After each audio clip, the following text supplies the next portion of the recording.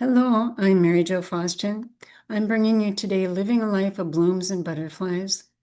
This includes lessons that I've gleaned from many years of doing gardening, and it can give us lots of life lessons for dealing with many things that we deal with on a daily basis, such as anxiety and depression, grief, and relationship problems. I'm hoping it'll be helpful for you.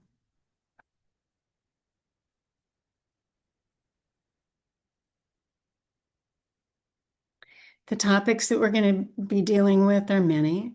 We're going to be going through the different seasons from spring all the way through fall and winter. We're going to be talking about different controls you can have for things that you don't want in the garden. We're going to be talking about climate challenges, which are difficult these days, but workable if you can keep working through them. Successes and mistakes that I've learned over the years and have been helped by many people to deal with. I'll be telling a story about my favorite subject, which is butterflies. And we're going to be finding lots of different ways to have therapy, natural types of therapy for your soul, ways to give to others through the garden. Talking just briefly about mindfulness and in general, what you can get from this for your life as well.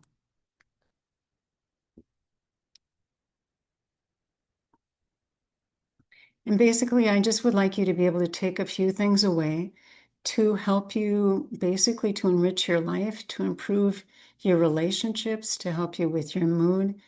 And maybe there can be something interesting that you can identify with as I talk about it. If you ever get a chance to go to Victoria, British Columbia, I would highly suggest that you go to Butchart Gardens. It's a wonderful place full of lush greenery, gardens galore. People get to walk through them. You can see them on a very tiny pathway down here. It's just so wonderful. And of course, this is what I wanted in my backyard. But of course, I did not get that. What we found when we got home is that here's my husband. We had to work through many problems in the garden, digging through clay and working with the tremendous tree roots that we have because we have so many trees.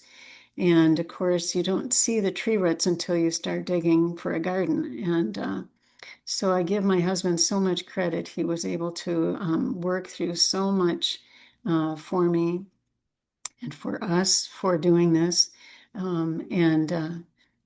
His favorite phrase was, this is a labor of love. And I used to just kind of scoff at that and say, oh, it's just a labor. But I've learned to realize that it is a labor of love as you get more into it. And I just so appreciate the fact that he designed our gardens. And I will show you a picture, just a partial picture of our gardens later on. Gardening is very hard work, but it can have many rewards at the same time. So as we go through the seasons and we're working through what we can, we do planting and we water and we enrich the soil. And lo and behold, sometimes we can come up with wonderful things, either veggies or flowers that people can see or fruits, all kinds of things. And sometimes you get the fruit of those rewards and that just makes everything worthwhile. So we look at springing into life, and those signs of spring are so fantastic after a hard winter here in Minnesota. So, you hear the baby birds chirping, and they're just wanting that and wanting the mother to feed them. And the robins are coming out, and the snow is melting, and the tulips and the crocuses are trying to pop up, but so are the weeds. And oftentimes the weeds are coming up faster and taller than the flowers, but you learn to work through that. The grass is greening up and the bunnies are coming out and trying to nibble on those wonderful little shoots that are coming up. The squirrels are digging in your garden and getting those nuts that they put in the garden not years ago, but months ago back in the fall. And so basically everything is just coming alive again. And it's like this rebirth after a terrible winter that we can have. So it's kind of a metaphor for starting out in life and starting over in life, and kind of a metaphor for life and death, which is part of all creation and part of human life as well. Can be a difficult part as we work through those cycles, but it's a very real part of our life, and all animals and any living thing has to go through this. And if you've ever seen a robin's egg nest, it's just a wonderful, also metaphor about new life starting out. And of course, spring is the time when all the animals are just in a mating mood.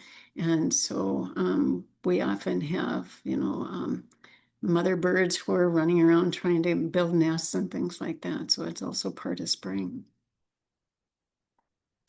But me, I'm out in the garden, I'm raking, and my husband hopefully is out helping me, trying to clear out all the leaves from the fall and checking what has popped up or what died. Hopefully there isn't too much of that. Trying to refresh the soil and hoe it out and clean it out. And it's hard work. Your hands get really dirty, your whole body gets dirty, all your clothes get dirty, and have to refresh your clothes all the time. So it's a it's a lot of labor, but hopefully you will see some rewards at the end of all of that. And me, I worry about the weeds because we have so many weeds, not only in the garden, but I have a lot of rock pathways, and they often get full of weeds. And, and there's a lot of things we don't want in the garden as well. So the bane of my existence in the spring is those crazy helicopter seeds coming down from the maple trees. And sometimes we have so many, it looks like snow out there.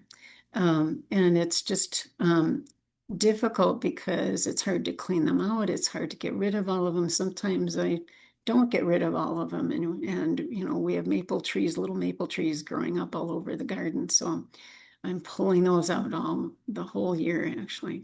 And then later on in the year, you have the aphids and the Japanese beetles coming to attack my roses when they just started to bloom. And you've got insects, and you've got the deer and the bunnies coming, and the raccoons, and all kinds of things that eat and damage your plants. So a lot of things that we don't desire in the garden. I also put bunnies on a desirable list because I love little bunnies. They're so cute. I've had bunnies ever since I was 16. So I want to encourage them to come. Sometimes we even throw carrots out for the bunnies so that they don't eat the hostas, but oftentimes they eat both. So then we've got the bumblebees and the honeybees, and that wonderful to see the wonderful wildlife that we want to have in the yard, the butterflies and the dragonflies, and the wonderful hummingbirds that are drawn to the red flowers and the red things in the garden. So above all, we want to be kind to the environment, just like we want to be kind to ourselves, kind to other people. And so we want to be able to find ways to respect wildlife, respect ourselves as we go forward. So let's talk about that.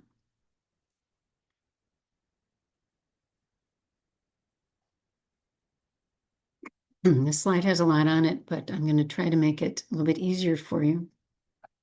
Basically, I really encourage organic gardening. I have a wonderful weed killer that I use where I go and buy gallons of white vinegar at the store. I'm sure they wonder what the heck she's doing with all of that. But you have a solution that I've listed here, and it kills anything, even your plants and your lawns. You have to be very careful where you do spray it.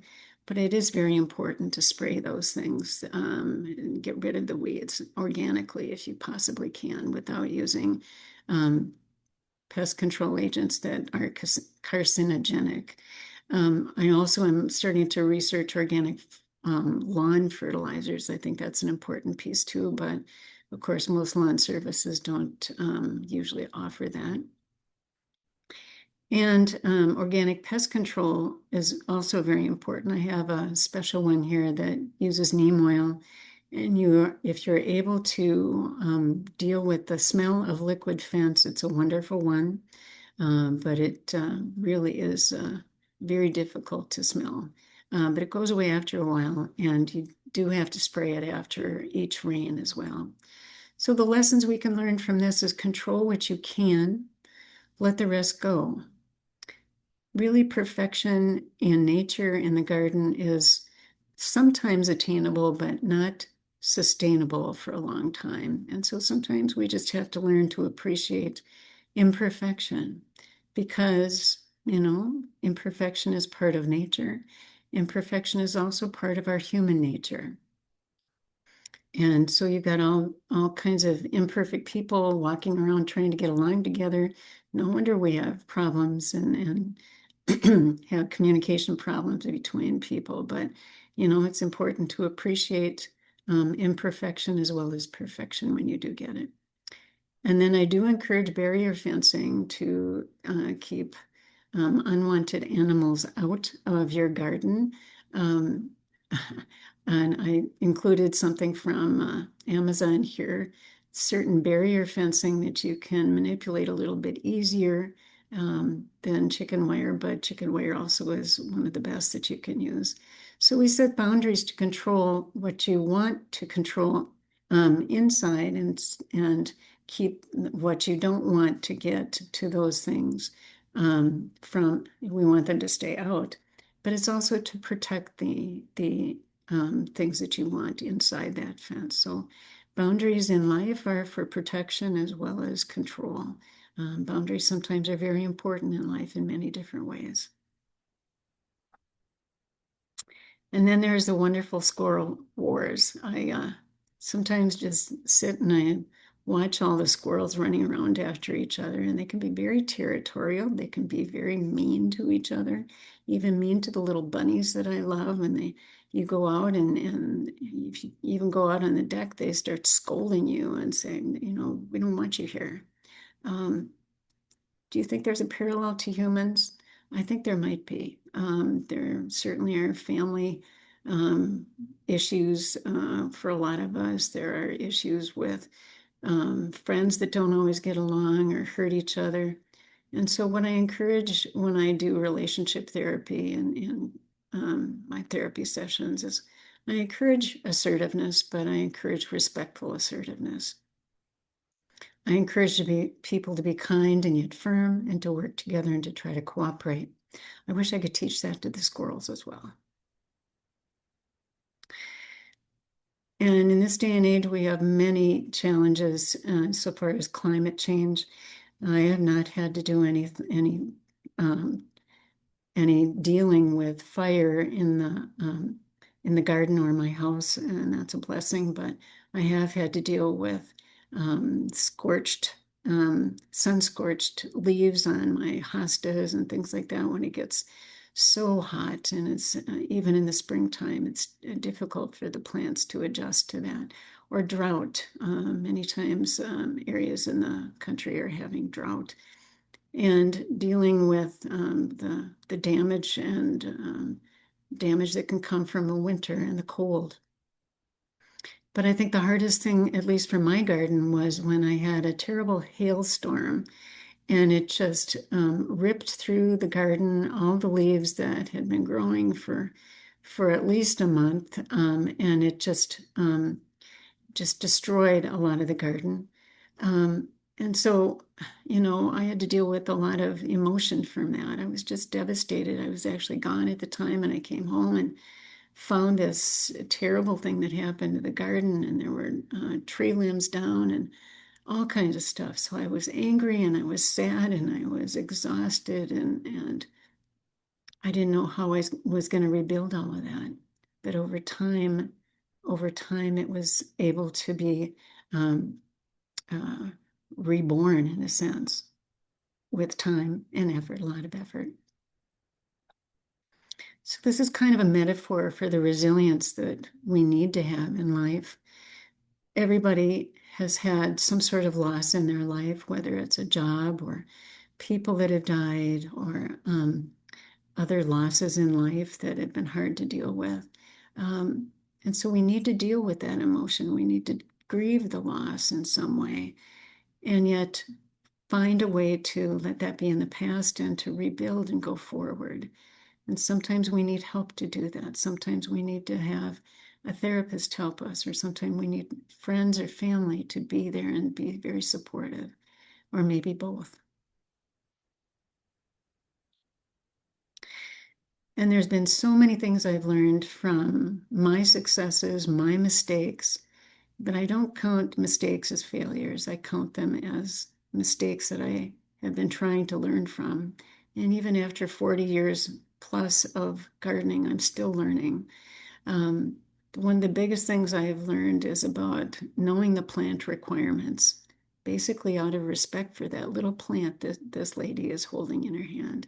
Um, they're very fragile when they're very young, and they have certain requirements, just like, certain people have needs.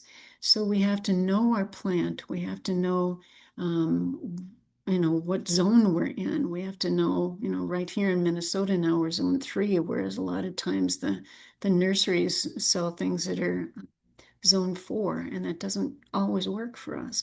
We need to know the bloom time. We need to be able to know, where's a good place to put it? What time should I plant it? These are all things that we need to learn. We need to know not only what a plant needs, but also how to deal with it after we plant it. And sometimes it's about problem solving. So, how come that didn't bloom this year? How come it died? Sometimes I've had to really hoe around that plant and figure out, okay, what happened to the roots? Are the roots still there? Well, they're still there, but oh my gosh, there's this huge tree root way underneath. And that's what hurt it. It couldn't go around the tree roots. So we need to solve problems even once we've implanted it. And I used to think, once you plant it, it's, there forever. Nah, it's not. So we also need to realize that sometimes we can give it too much of a good thing. I used to think that I could just water every day and water deeply, and it'll stay there and it'll just really appreciate that. But sometimes some plants get too much water and they die just because they've had too much water. That's why I don't do indoor plants anymore, because I kill them with too much water. So I do outdoor plants. Sometimes we give them too much fertilizer and their roots actually burn from that. Sometimes we crowd them out, not only with weeds, but other flowers, other plants. So, kind of like people, sometimes we get too much of a good thing, whether that's food or fat or sugar or alcohol or sex or whatever. Okay. Sometimes we just need to be able to respect what our body needs.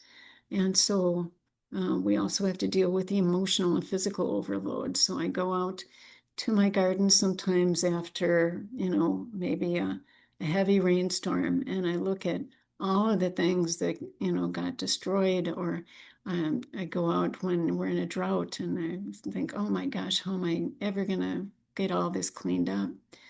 It's too much to do, sometimes too little time, but sometimes we also need to realize the timing is important. Sometimes we have to allow time for that plant to emerge to its full potential. And from what I've learned from other extensive gardeners, they've told me that sometimes it takes 3 to 5 years for a plant to reach its full potential. And so they've developed a cute little phrase to describe that. They say the first year it creeps. Did I say that right? The first year I always forget this part. The first year it sleeps, the second year it creeps, and the third year it leaps. So sleep, creep, and leap. I think that's great because that tells me I can't just assume that when I buy something that's this big, it's always going to stay this big. It might end up to be much, much bigger and or take up a lot more space than I've given it.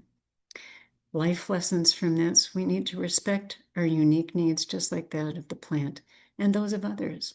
We need to pace appropriately for good self-care, just like the butterflies, and we'll be talking about that in a minute.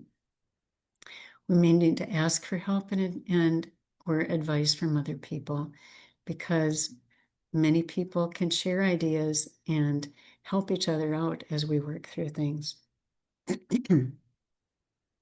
There are so many decisions to make in gardening. Should I do fruits or veggies, or should I do flowers, or which ones should I do? There's no perfect decision. There's no perfect way to do it. Sometimes you just have to give it a try. Now, I tried fruits and veggies for a while. As a matter of fact, when we first moved in, we had tons of raspberries. And over the time that we had them for a number of years, the birds kept getting to them before I would get out there and pick the raspberries out. So that didn't work out too well. And then I tried tomatoes and beans and forgot to go out and harvest the beans in time before they got ruined and eaten up. And by the time I got out to the tomatoes, the squirrels had eaten a big hole out of them, or the birds had come. So sometimes you just got to learn. That's why we ended up doing flowers, and we don't do many annuals. I have a friend who does all annuals and no perennials. I do almost all perennials, and it's wonderful to be able to see them coming up year after year without even doing anything to them. I love that. Less maintenance. And look at this. I call this color magic. When you see the pinks and the purples and the reds and the uh, different different hues of all of these. This is what gardeners call color echoes. So different colors echo off each other with different hues, and that can be a wonderful way to present your garden. And I never thought that I would do reds and yellows together, but that's a wonderful combination. And so I'm starting to do that now, as well as my husband always said, as when he started, he many years ago was a master gardener, and they would always say that yellow um, is the brightest color in the garden. And I fought that for a long time, thinking that white was. And white is wonderful too, but try yellow something. It sometimes it just really makes things pop. So I just love the color echoes, and I would suggest that if you're interested in this, that you get a book that I have, which is called Color Echoes. And I don't know if you can see this here, but it's by Pamela Harper, and it's about harmonizing color in the garden for unity and charm. And I think it's a great addition to a gardener's library. I'm going to tell a little butterfly story here at this point because it means a lot to me. Monarch butterflies in particular are so interesting because they're the only butterflies that have a two-way migration every single year. They come all the way from Canada down to Mexico and back every year. And they have this wonderful flyway. They have different ones for different areas of the continent. So the Western Northern American ones go and migrate to California, whereas the Central and Eastern North American monarchs go all the way down through I'm sorry, the Mexican peninsula, and they tend to go all the way down to migrate together. And what's wonderful is that's 3,000 miles some of them go, and sometimes they go 100 miles a day, but they rest at night. What a great metaphor for us as we pace in our gardens, to rest at times and to work at times, to rest at times and then work at times. I just admire them for persevering. Think of going 3,000 miles, flapping your little tiny wings, and doing this every year. And of course, it's a wonderful thing to see new generations of butterflies come every year. They have 4 stages to their life cycle. So the adult butterflies lay the eggs, and within a few days, they mature into a caterpillar. And caterpillar will eat until it is adult enough to form a chrysalis. It will hang upside down and form that pupa, form the chrysalis. And then within about 10 days, it changes into an adult. This is a definite metamorphosis. a change of form in nature. And then it has to adjust to that new life, just like many of us have to adjust to new life changes as it happens in our life, because we have so many changes that we go through.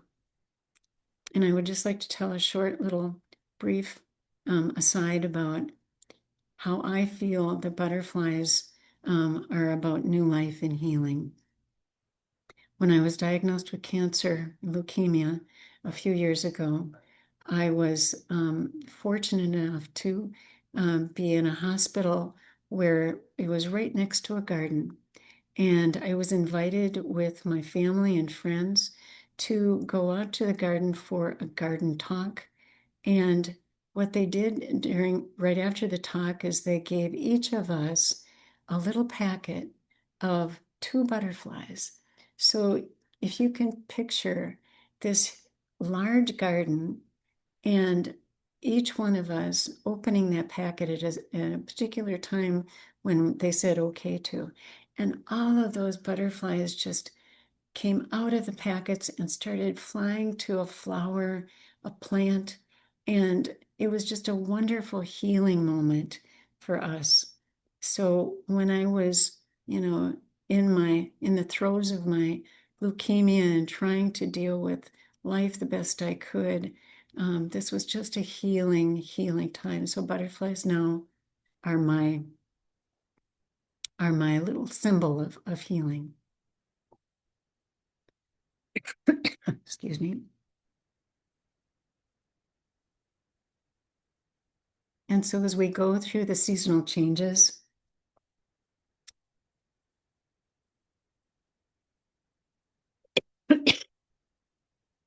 stop it here.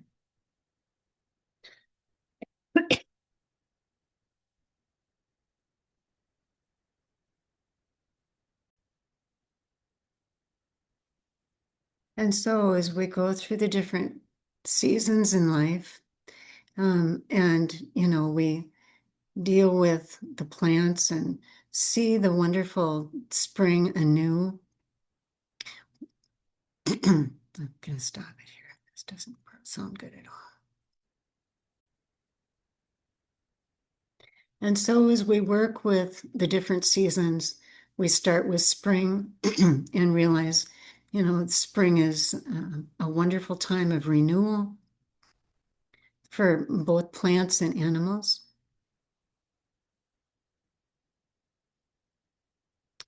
And then we look at summer, that labor of love, and hopefully see the fruit of our labor at the end of the year.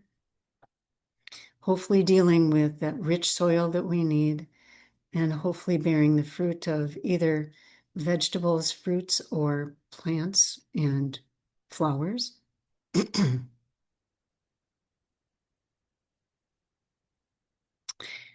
This is my favorite picture of the garden. This is my stepmother of 95 years. And I took this picture a couple years ago with her standing right next to the lilies that I've had for a number of years that just come back every year. What a picture the two of them make, and notice the color echoes here. The beautiful picture of endurance with both of them. And again, a metaphor for our life. Keep enduring through problems in life and do the best you can and keep smiling.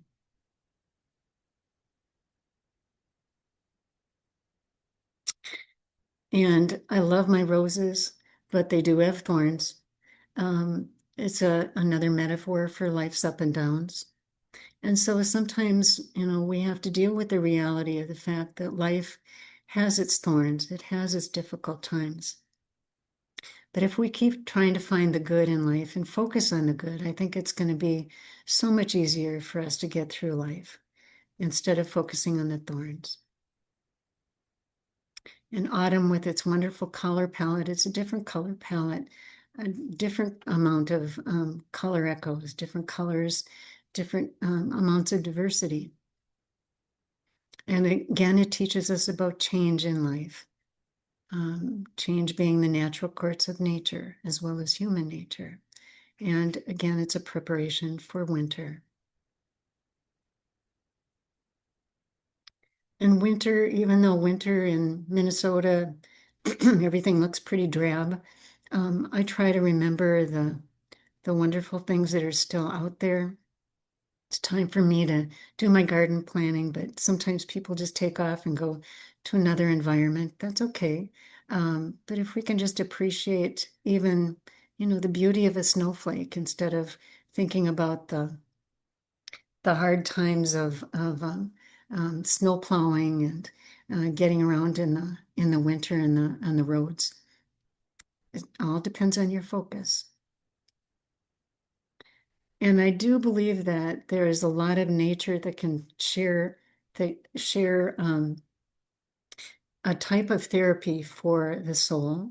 The sights and sounds of nature, whether it be the sunrise in the garden first thing in the morning, or the flowers and vegetables you get, and the accomplishments you can get from that, the color therapy we can get from either fruits and vegetables or from the flowers.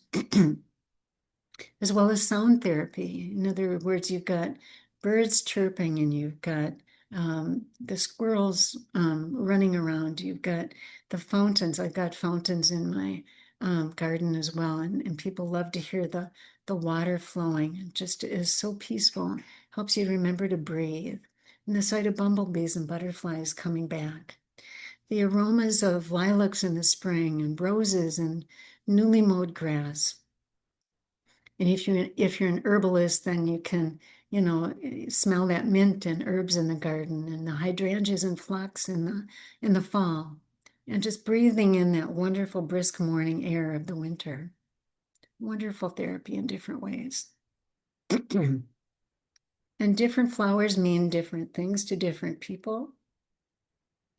From what I understand in my reading, the Victorians were very famous for putting meaning to flowers, but flower meanings go all the way back to the Egyptians and the Romans. For me, when I was little, it was a connection to my mother. So I would go out and pick all the different flowers in the garden, even the dandelions in the lawn, which I think my dad probably liked because he didn't like the dandelions anyway. So, but it was a wonderful thing to bring in a little bouquet to my mother, and she especially liked the lily of the valley. And a connection to my husband is the roses, of course, and so that's why I grow roses for him. Lovely smiles, lovely flowers are the smiles of God's goodness. I fully believe that. Um, and I've had a lot of people tell me that daisies are their favorite flower just because they're so bright and cheerful. A crocus is one of the first things that comes up in the spring, so people like that. A poinsettia is another symbol of Christmas, and people love that.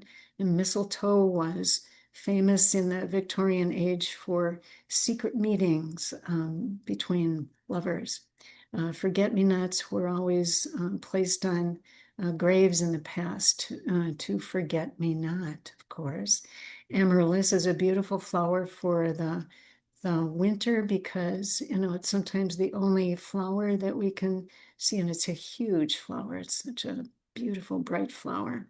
And the sunflower is a beautiful thing for bright flowers in the summertime.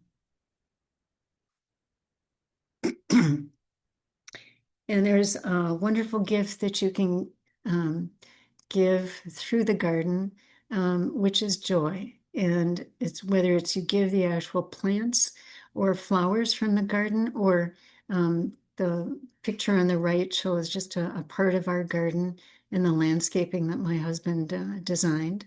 I just think it's a wonderful gift that, as people either walk past your garden like they do ours, or somebody has grown their plants and they give them to other people, like many of my neighbors do with me.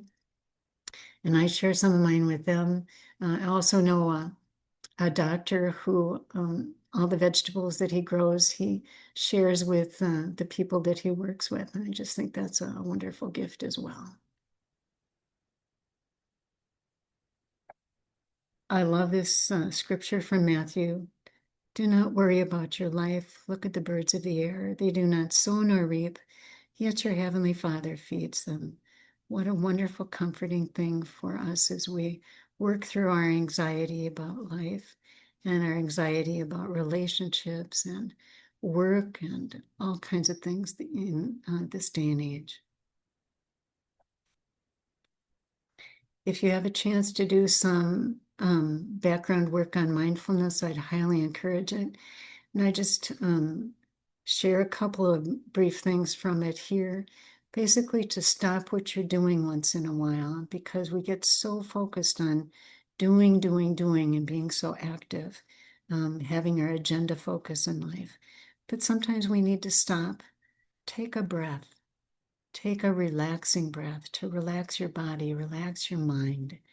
Look around, ground yourself right where you are, and be able to find ways to go forward in life. Tell yourself, I can do this. I can work through this. I can find a better tomorrow for myself and for the other people that I care about. So I'm hoping you can take some takeaways from this that might help you. These are a few of the ones that I might suggest for you. Focusing on the positives, I think, is one of the best things that I can encourage people to do in life. So, yes, sometimes you have to look for the positives, look past the weeds, look past the things that you don't want in life, and find ways to focus on those positives. Sometimes we have to accept imperfection in our life and in the people around us, as well as ourselves, because imperfection is part of nature, part of life. To release the negative that we feel inside with our breathing. So you breathe in with the good and breathe out with the bad that you don't want to remember, always finding that peaceful energy to remain with you. And as therapists, we often talk about cognitive reframing, telling yourself, I can take one day at a time, one thing at a time, and work through it the best I can. And I don't know how I'm going to deal with this problem, but I'll do the best I can. And that's all I can do. I can only control what I can control, and I got to let the rest go. The next one is refreshing each new day. Each new day can bring good things as well as challenges. So let's concentrate on those good things so that we can have that positive attitude that we can bring to others and have that smile that we can bring to others. Great things in life often require a lot of time and effort, and this is where patience comes in. Just like me, I have to wait that 3 to 5 years to find out what that plant is going to look like and come to its full maturity. Sometimes people take a lot longer than that. To control what we can, let the rest go. To be assertive in life, but be respectfully assertive and cooperate with each other. To be adaptable and flexible instead of being so rigid and not willing to work together with people. Asking for help when we need it, asking for advice when we need it, and always working toward healing when there's adversity in life. So I hope this has been helpful for you as we've been talking about living a life full of blooms and butterflies. Again, this is Mary Jo Foster, and I hope that things get better in your life if you're having problems. But I also hope that you're able to find a way to live that life of blooms and butterflies. Thank you.